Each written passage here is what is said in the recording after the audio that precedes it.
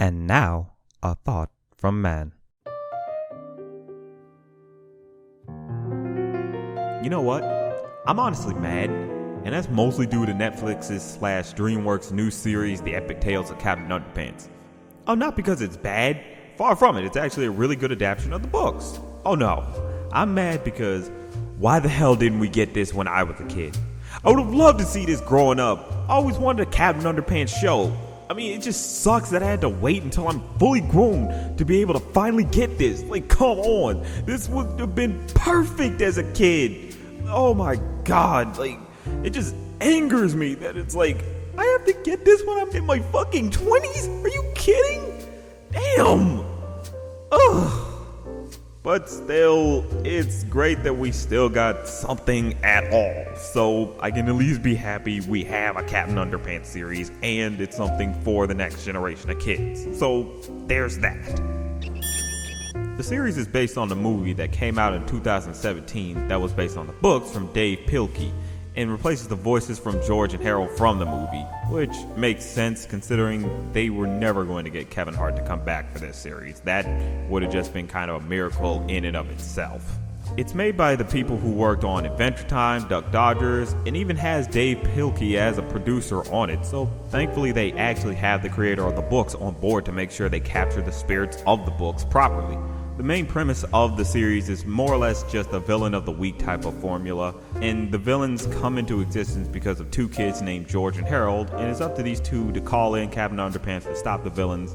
Granted, when they call in Captain Underpants, it's more accidental, but at least it gets the job done, and even then, sometimes they do purposely manage to get him. It's always kind of a bit formulaic, but that's kind of how the books work. It was supposed to be kind of silly fun. It was all about the silly, fun humor that you would get from these crazy premises. The series is definitely different from the books because it doesn't use the same villains. It makes up new ones that still fit in with the concept. It's an adaptation that captures the true spirit of Captain Underpants and accomplishes being its own thing, which is always great. The main theme does well in explaining the backstory, so if you are the uninitiated, you will be able to fully follow along with everything that's going on. So it works for the uninitiated and true fans of the franchise. That's just something a lot of adaptations tend to fail on, but this one manages to do it just right. It's a positive message. The main characters of the book are still the great characters that we all remember, and just as well, if you don't know these characters, you're gonna love them just like everybody else.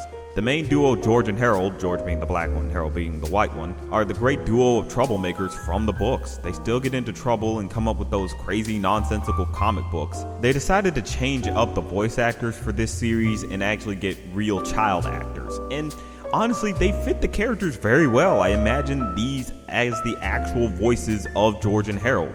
In the movie, they were voiced by Kevin Hart and Tom Middleditch. They did a good job as those characters, but honestly, they were still very much grown men trying to pose as kids. This one feels like, yes, these are actual kids. I can actually see kids saying this type of stuff. It fits perfectly, honestly. So I'm glad that they managed to get these good child actors for these characters. We have a note from the doctor. That note is from a vet! I was feeling sheepish. My dog's hurt. I was catatonic. I felt eel. My throat was hoarse. I was elephant. That doesn't really. Yeah. And you have Mr. Krupp, aka Captain Underpants, who works as the mean principal who just rains on George and Harold's parade. He gets a lot more funny lines when he's not Captain Underpants, honestly. The goal is zero fun, people! Zero! Fun leads to the robo-apocalypse. This chart proves it. See? If kids see colors, they have fun. Fun leads to joy, and joy leads to a rainbow unicorn stampede that transforms into a robot horde that enslaves us all. Any questions? I didn't think so. There's also Melvin, who justifies the idea of giving nerds a swirly. He's often used as the means to get the plot going by having some weird invention that causes / stops the problem at hand. Melvin! We need you to... What happened to your arm? Yeah, the Pump It Upinator. The effects of the Pump It Upinator are temporary. It wears off. I don't want those dumb arms all the time. It's too hard to make my bed. Yeah. great reason. There's even a narrator voiced by Samwise Gamgee, which is just plain awesome.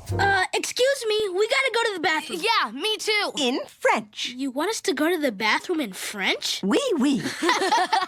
We apologize for using a joke that is over 280 years old. All the characters here are just very great and fun and enjoyable. That's just something that really shows the spirit of Captain Underpants. It had such memorable and nice, pleasant characters that were just very fun and humorous. So good. The humor relies heavily on sight gags, potty humor, especially potty humor. Just some kind of secret toilet agent? Used to be. I was in charge of making turds. Gross. It's an acronym. It stands for Toilet Eliminator of Really Dangerous Stuff. And fourth wall jokes, just like the books, and accomplishes it to a T, or should I say, TP. Ew! It's fast-paced while at the same time being witty, which is how it should be. Otherwise, you give the audience time to dismantle the jokes. Sometimes they'll have non-sequitur visual gags that are so jarring that you honestly can't help but laugh. And just as well, it plays into how in the books they can't have extensive action scenes, so they use the special thing called the flip-o-rama to demonstrate what's happening most of the time. They switch it up sometimes for something else for a more comedic effect and as to not make it too repetitive. So that's always something that's good on their part. They don't want it to feel like, okay, this is getting too formulaic. They kind of like keeping you on your toes. You don't know what exact joke you're going to get. And that's always how you gotta do your comedy. You gotta keep the audience guessing. The following scene is so violent, we're presenting it in the harmless graffiti often found in public restrooms. Enjoy Stall-a-Rama. There once was a man who wore undies. He had a tough time with a mummy. He tried to fight back, but she gave him a smack. And in the end, Jimmy Slap Thighs was here. Wait, what? The animation plays into the humor and works to the show's advantage by being good to look at, but still not enough to pull off overly fluid scenes. You get a lot of moments where it switches to sock puppets, but it's timed well enough that you laugh at it. They have a lot of fun with this show when it comes to their animation, even though they know it's like, okay, we don't got it in the budget to do this, but we'll do this other thing, and it's just well executed. And that's just something I really appreciate about this series, that it knows its comedy, it knows what its limits are, and it just chooses to have fun with it. And that's just something that's always welcome. Just have fun. I'm coming after you! This won't help us pass weekend, but I think we should Run!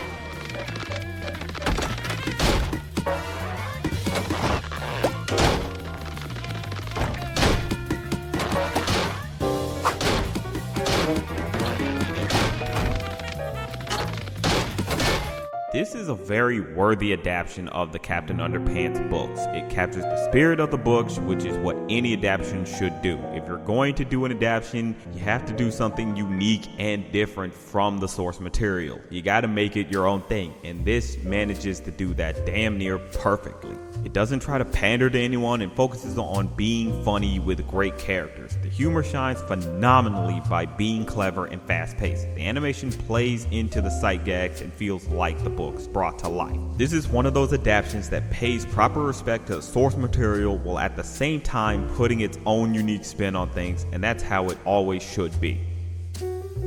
But that's just a thought.